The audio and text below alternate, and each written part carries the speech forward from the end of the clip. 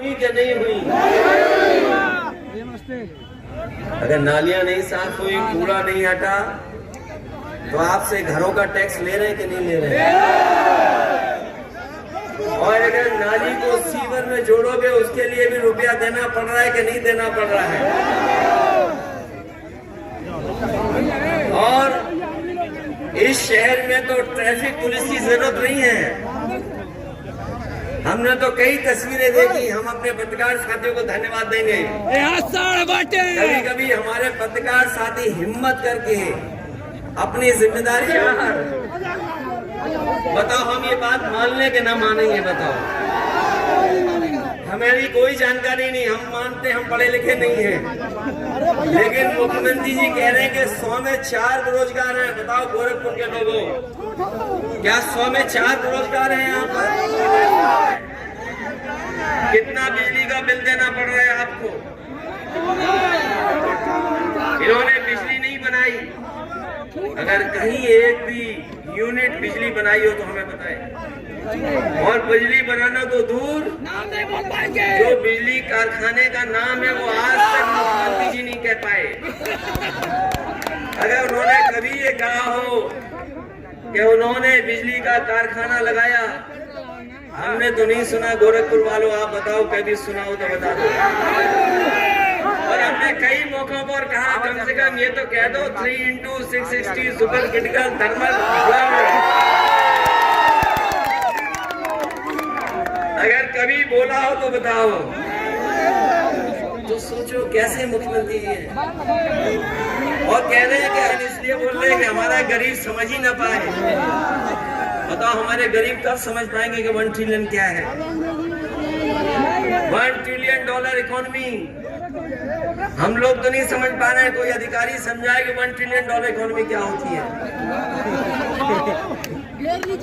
$1 trillion economy वो इसलिए बोल रहे हैं कि कोई समझ ना पाए।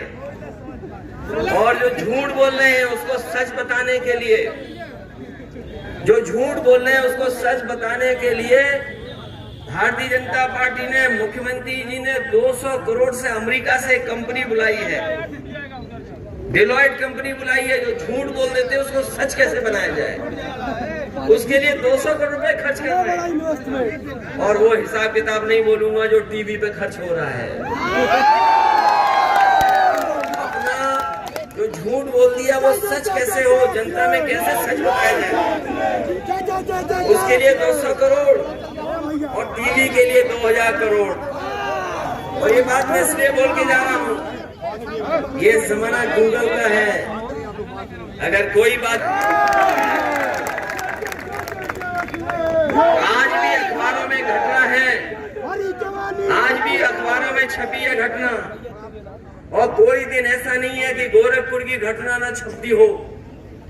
और हम तो अपनी पार्टी के संगठन के लोगों से कहेंगे कि ये लोग जो ज्यादा बोलते हैं कानून व्यवस्था पर, गोरखपुर की अलग से किताब छापी जाए कि पिछले 5 साल में कितनी घटना हुई है, कितनी हत्या हुई है, कितनी बेटियों के साथ छेड़खानी हुई है, कितनी महिलाओं के साथ बलात्कार हुआ है।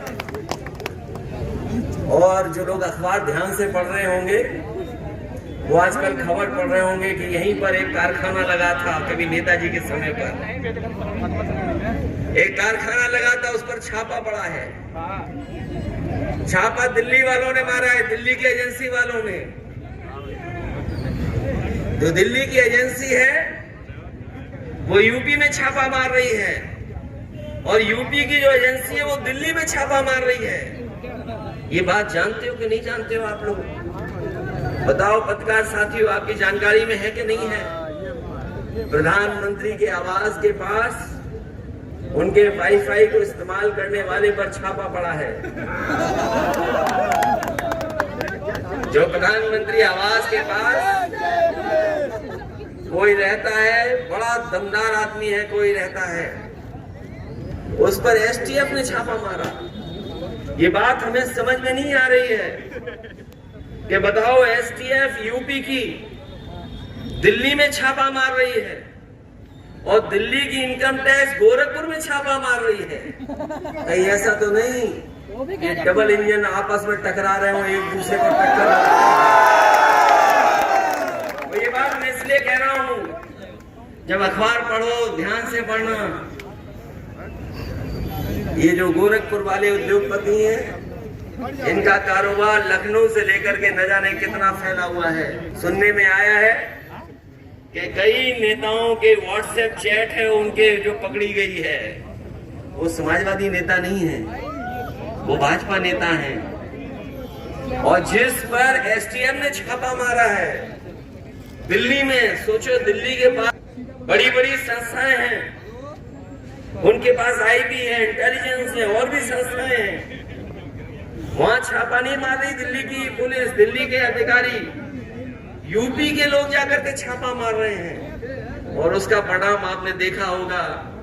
जो लोग दावा कर रहे हैं कि लॉ एंड ऑर्डर बेहतर है, लॉ एंड ऑर्डर अच्छा है, वो बताएं कि आज तक परमानेंट डीजीपी क्यों नहीं पोस्ट हो पाया है।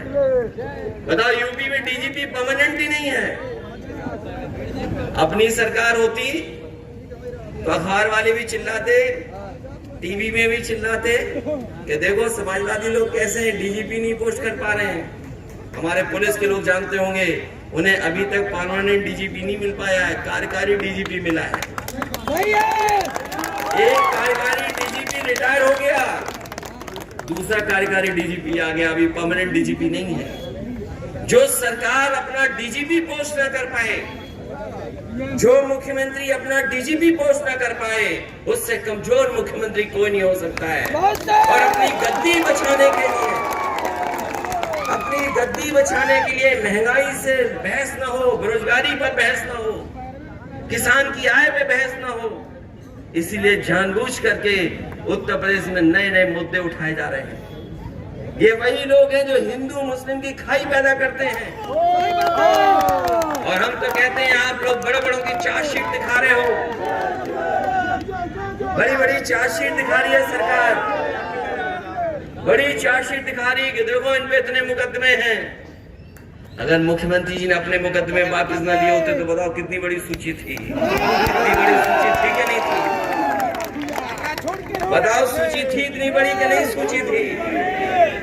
तो गोरखपुर का सबसे बड़ा कौन होता नंबर 1 पर, जिसमें सबसे ज्यादा मुकदमे होते, अगर मुकदमे वापस न लिए होते तो? इसलिए देश कानून से चले, संविधान से चले। और हम अपने लोगों से कह करके जा रहे हैं, ये चुनाव इसलिए भी जरूरी है कि इनको संदेश जाना चाहिए कि ये संविधान और हमारे लोकतंत्र को खतरा पैदा कर रहे हैं। हालांकि महापौर का चुनाव है, लेकिन आने वाले समय के चुनाव के लिए भी संदेश है 24 का। इस चुनाव में समाजवादियों की मदद करिए आप लोग, और यहीं से शुरुआत हो। 24 की गिनती भी यहीं इसी चुनाव से शुरू हो। जो निषाद समाज के लोग कहते हैं, हम तो जानते हैं, इसी मैदान में बगल में आए थे एक बार, निषाद समाज के नेता कहते थे मठ हमारा है। यही तो कहते थे, बताओ याद है कि नहीं याद है कि ये निषाद राज की स्थान है।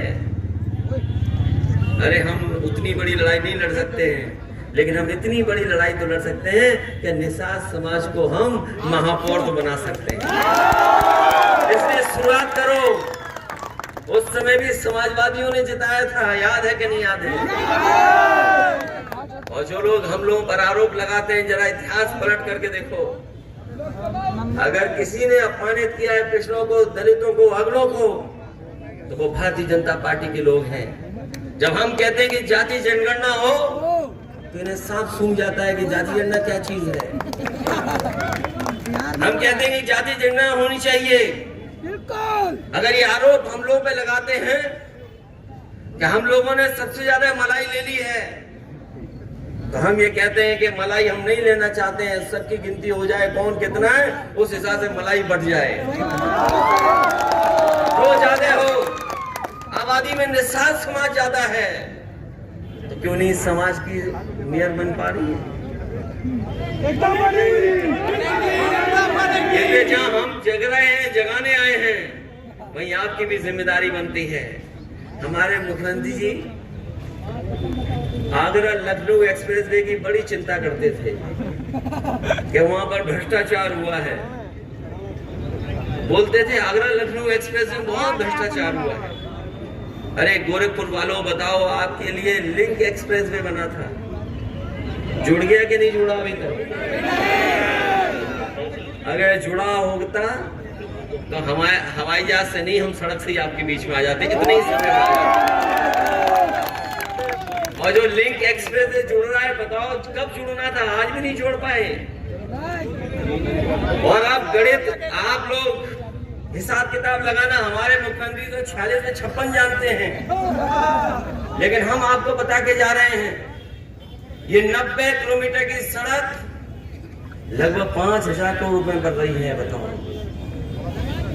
90 किलोमीटर सड़क 5,000 करोड़ में, बताओ कहां का हिसाब किताब लगा रही है लोग।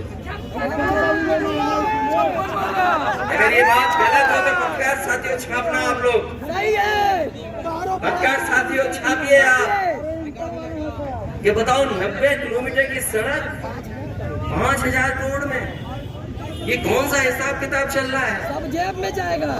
अरे कम से कम नहीं, एक में एक फ्री चल रहा है बाजार में आजकल। तो मॉल में जाओ आप तो कई बार ऐसा मिलता है कि एक सामान लो 2 फ्री मिल जाएंगे आप। कहीं ऐसा हिसाब किताब तो नहीं है? सोचिए 90 किलोमीटर 5,000 करोड़ में। इसीलिए हम कह रहे हैं, ये दिल्ली लखनऊ वालों के इंजन आपस में टकरा रहे हैं। दिल्ली वाले छापा यहाँ मार रहे हैं, यहाँ वाले छापा वहां मार रहे हैं। ऐसे चुनाव में मदद करिए, क्योंकि बेरोजगारी से लेकर के महंगाई और इन सरकार में बैठे लोगों ने पूरा उत्तर प्रदेश चौपट कर दिया। आज उत्तर प्रदेश के विकास नहीं हो रहा जिस दिशा में, जिस तरीके से विकास होना चाहिए था। ये जो सड़क दिखाई दे रही है